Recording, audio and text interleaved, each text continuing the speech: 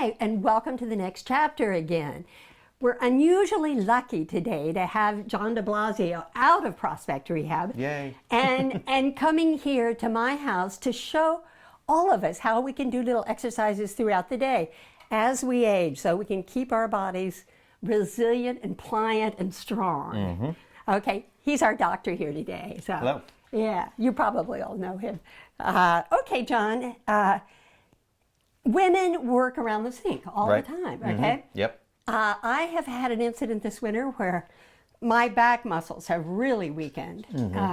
And they were beginning to anyway as I was turning, the 70s and beginning to do this. Yep. And I noticed particularly that like stacking the dishwasher, if it's a lot, like a party or something, really starts hurting my back. Everybody complains about that, yes. And there are tips and tricks that you can do. Like you were saying, it's things you can do around the house. What people don't realize is that there's a lot of little things that you can do around the house that take no time at all, that can kind of keep you in good posture, keep your muscles resilient, keep yourself pliable, keep yourself strong. You don't have to spend hours in the gym. That is good if you also have an exercise or fitness program, but there are little things you can do throughout the day for those exact issues, whether you're standing at the sink, unloading the dishwasher, that it's almost like a workout if you're doing it properly. If you're doing it improperly, it kind of takes away from your body. But if you're doing it properly, it can give your body back. So that's what we'll talk about today. John and I did a show a couple of months ago, and that was really just talking theoretically about how the body ages. Right, that was in the office. Yeah. But we talked also about sort of, how it takes longer as we get older, when you hurt yourself in any way, for everything to heal again. And that resiliency that It's one of the most common things about aging is tissue resiliency, right? The ability of a tissue to heal and also stretch and go back to its original position. All those properties are what makes a young person young. And that's what we start to lose as we age, even if we're in really good shape. That's just part of normal aging. But the good news is if you work smart, you can regain and maintain a lot of that. What I love about this idea is that I have been down at cardiac rehab at the hospital, and they're talking like, when you get through with this, you want to be walking every day for 20 minutes. Absolutely. Well, that's 7 days a week. I mean, it all adds up, and you start thinking, oh my God, I won't be doing anything but exercise. I'm not going to be, people say, even in my world, physical therapists, they said, I've been to physical therapists and they give me these 700 exercises to do, and they don't account for the fact that you have to live your life in between. So walking for 20 minutes is great, but again, you can get 20 minutes of walking in your house if you need to, right? It's a matter of how you do it, what your posture is like when you do it, and whether it's not going to give you anything back or whether it is. Let's begin by talking about the dishwasher. Okay, the dishwasher, yes, the big villain. Here I am, I'm doing this. Okay, piling on. And particularly if I have a lot of people around for dinner that I'm doing this.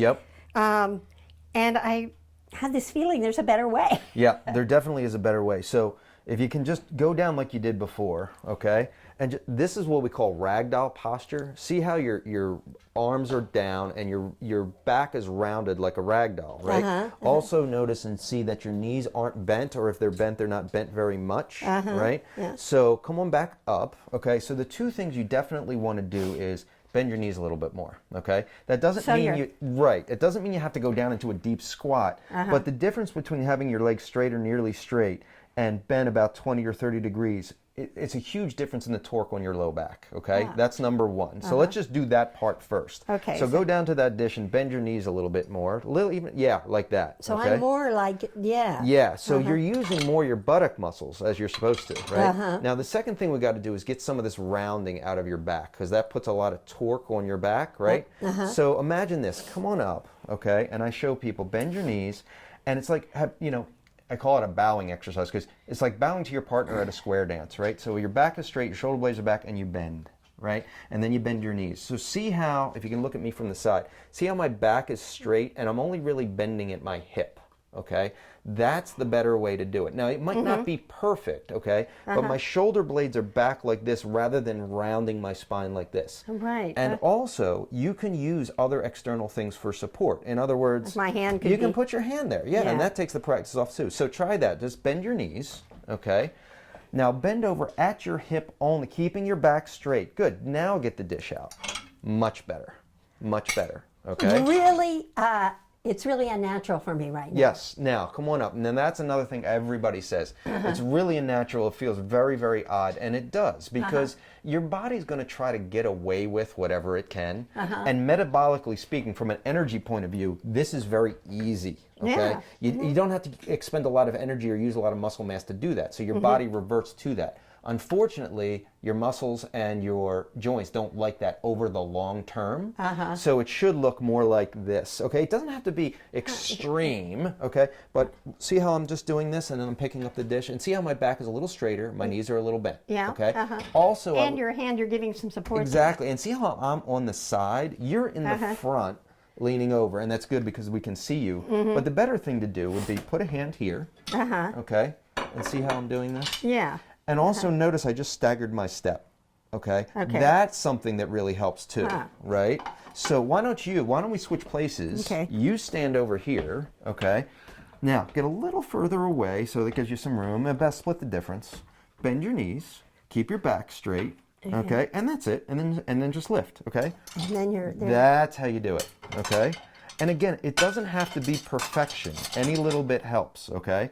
So you may round your back, you might not feel like, you're doing this, but bending the knees more, keeping the shoulder blades back, and use an external support. It's not cheating. You're allowed to do that, okay? And get as close to whatever you're lifting as possible. If I'm lifting that dish, and I'm, however, a foot from it, that's a lot of torque on my back because it's a long lever arm, not to get into the physics, right? But if I get close to it or around it, like this with a nice wide stance, right? Bend my knees. It's a much safer way to do it. So maybe you talk a little bit about the sink. Sure, no problem. Okay. All right, so let's get this out of the way. Now see how I bent down and did that? Right, like this. Yeah. Not like this. So bend over. I actually have back problems myself, right? So back here, here. Let's lift that up. Okay? Now there's another little trick you can use at the sink. Let's get this out of the way just first thing, okay? I want you to just stand at the sink for me. Okay. Stand like you would normally stand. You're standing at the sink, okay? And just wash a couple dishes. Just let me see how you're doing, okay? So we're rinsing these off and putting in the dishwasher. Yep, right. Okay, not too bad, but keep going, and I'm just going to show you something, okay? So, a little bit of a rounded back. Now, what she's doing well is she's really close up to the sink, right? She's not away from it, so that's really good, okay? But a couple things she can do to help herself.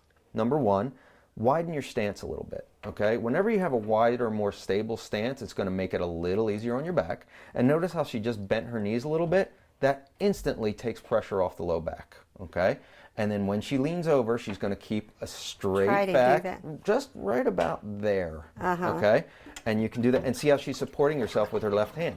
That's fine, okay? Now, of course, there's times when you're going to need both hands, okay? But for the most part, that's better than what she was originally doing, okay? Now, I'm not saying when you first start this, it's going to be quote-unquote harder, meaning your muscles are going to have to work because they're not used to. These thigh muscles and these butt muscles that are used to doing nothing when you're just standing there the wrong way now have to be used. But if you work on it, they'll get used to it, and it's going to be better for you in the long term. Now, there's another little tip and trick, okay? Your gardening stool. Right. Okay. Now, this disperses a lot of force, okay? Stand right there, 1 foot there, and put 1 foot on the stool, okay? And just stand there like that, okay? And yep, you can put your knee there. Now, just by having a staggered step like that, you take a lot of pressure off your spine. It makes it much easier. It makes it much easier to bend over. And you don't have to stay with 1 foot. You can switch. You can switch from your left foot to your right foot, okay? So I'm just going to have you stand right here a second, okay? And so this, okay? And you'll notice immediately if you use a low stool like this, no higher than 6 inches, if you use a low stool like this, you'll notice that the pressure comes off your back immediately. So if you're going to be standing doing something for a long period of time, whether it's painting or doing dishes or whatever, this is a great way to do it. And I'm washing the dish, right? I leaned over. I mean, yes, I'm using my knee to brace myself a little bit. That's okay, right? Back is straight, right? I'm getting as close to the object as possible, and I'm not doing this, okay? As opposed to, if I take this away, and I'm standing here, how most people would do it. My legs are straight, my back's rounded, okay? And it's easy in the sense that I don't use as much energy, but my back's going to be killing me, right? So, okay. Terrific. Now, I have a question, too. Yep. I've had trouble. I have had trouble, like, big pot and pan out of the stove or the oven. Yep. And I've been doing stuff like this. I mean, but I assume the same principle will apply. Like if I pick up a heavy pot that has soup in it, that if I were to... Yeah. Well, actually, with the pot of soup, you don't have to bend over. You bring the pot to you, don't go to the pot as much as possible. Okay. So say, for example, this is a pot, okay? You don't want to lift the pot from here, okay? If at all possible, you get the pot as close to you, shoulder blades back, bend the knees, and then you move it. Okay. Okay. What was happening to me is I was picking up the pot, and then all of a sudden I'd do that again. Yeah. Right, exactly. So you want to pick up the pot. You want the pot to adapt to you, not the other way around, right? So again, you get it as, now it may be hot, so you can't get it super close, but you get it as close as possible. Get those shoulder blades back, bend the knees slightly, and also never, ever, ever bend and twist. So somebody's going to do this, and then they're like that. Okay, that's when your quote unquote back goes out. Oh, really? Okay, so when you turn, you want to take the step and turn. Oh, okay. You don't want to bend and twist, okay? Because those are the stories I always hear. I bent over to pick up a pencil and boom, my God. So whether it's at soup at waist level, whether it's something down on the floor, never bend and twist, get it as close as possible to whatever you're lifting, okay? So why don't you, over here, pretend this is the soup, and you try that, okay? So, right? Not this way, right? Right, not that way. So bring it to you. Shoulder blades back. Now, we didn't talk about this. Bring your belly button in a little bit. Tighten your tummy a little bit. That's it. Now lift it. Oh, there. It doesn't. You feel it, and you feel like all the weight of the soup is on your back, but straight. But straight, exactly. It's being used the way it should be used. And you certainly, ladies, don't ever want to drop it on the floor. The next place we're going to go to is the stairs, and let John teach us about sort of keeping our strength up for that. Okay, here we are at my stairs, and I'm finding this important because I have recently been in the hospital for 4 nights, and I really lost muscle mass in my upper thighs, and which of course affects going up and down the stairs, which I need to do at least 4 to 6 times a day. So, John, give me the word here. How do we approach this? All right. So the good news is you can kind of use your stairs as a piece of exercise equipment, okay? As I was telling you earlier, if you really have bad knee problems, that's the only thing that would exclude you from doing this, right? But if you don't have significant knee arthritis or bad knee problems, you can use the stairs as a piece of exercise equipment, right? Just going up and down the stairs, of course, but you can also use just one stair as a piece of exercise equipment. For example, say I want to strengthen this thigh, the back of this thigh, or my hamstrings and my gluteal muscles on this side. What I can do is hold both rails for safety, okay? Not that I'm pulling myself up, but it's giving me a nice base of support. One leg here, up, and then down slowly, okay? Now, slowly? Yep, because that builds something called eccentric strength, which I won't bore you with, but it's the kind of strength we need to do a lot of things throughout the day. That's slow control, okay? Fancy word is motor control, okay? Now people say, well, I go up and down the stairs, so what's the difference? Well, the difference is you're giving this muscle very little rest between reps. And so therefore you'll get a little burning sensation in there after you've done a few, okay? And you're getting a conditioning effect, not that you don't if you just go up and down the stairs, but you get a more targeted conditioning effect if you do something like this. Then of course you can do the other side, slowly, notice back straight, belly button pulled in, just like we talked about. And you can start with sets of 10, maybe work up to sets of 15, okay? And that can really build the strength and endurance you need in your legs, not just to go up and down the stairs, but to squat down for something, to go up and down stairs, to walk through the city, those kinds of things. If you have it, a lot of times people travel as they get older, they want to go places, they want to see things. You need that endurance to be able to do that, right? All those European towns that have stairs. Yes, right, exactly. I mean, not everything is handicap access, right? So you don't want to be excluded from certain places. You want to see things. So if you build the muscular endurance in your legs, you can do that. Now, do you want to try it? You want to switch places? Okay. So up here, it is. So right there, right? So right, okay. And you make sure that your knee isn't too forward of your toe or too far back. Kind of right in the middle. There you go. Back's nice and straight, shoulders back, tummy in slightly, and then come down slowly Try not to cheat too much with your arms, but if you need a little help with your arms, that's okay. And then do it right again, immediately. Oh, right? So you're going up kind of fast, down kind of slow, all right? That's it. It's not easy. Nope, it's not easy at all. Good. Now, I also noticed that your foot's turned out a little bit, which isn't wrong, but let's just straighten it out a bit. I know, I have a problem with my feet turned. Yep.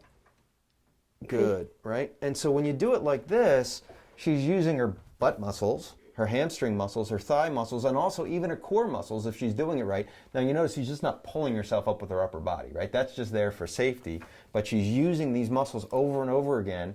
And if she were to do 10 of them, it would not be easy. And that's a great piece of exercise equipment that a lot of people have in their house if they have stairs. Right. Fast is good for building power. Slow is good for building motor control. The other thing I just wanted to mention about stairs is that when I was caring for my husband here, he continued to use the stairs and wouldn't change. Which is excellent. Of course, I was taught how to help him out. But, you know, the medical profession doesn't want you to take any chances. Right. Exactly. And I mean, if they had their way, we would be protected. You know, we wouldn't move at all. Yeah. But you have to realize that even, you know, if you're in a skilled nursing facility, you can fall. Absolutely. I mean, you know, we need to keep these muscles going so we can do these things. Yep. I'm glad you picked that up because obviously, you know, some of it is litigiousness and so forth in our society. But of course, the healthcare profession in general, their job is to try to keep you safe. But by the same token, we can put our elder people in a bubble so much that you actually accelerate their aging process. Yeah. And that's actually a little bit of a interdisciplinary feud.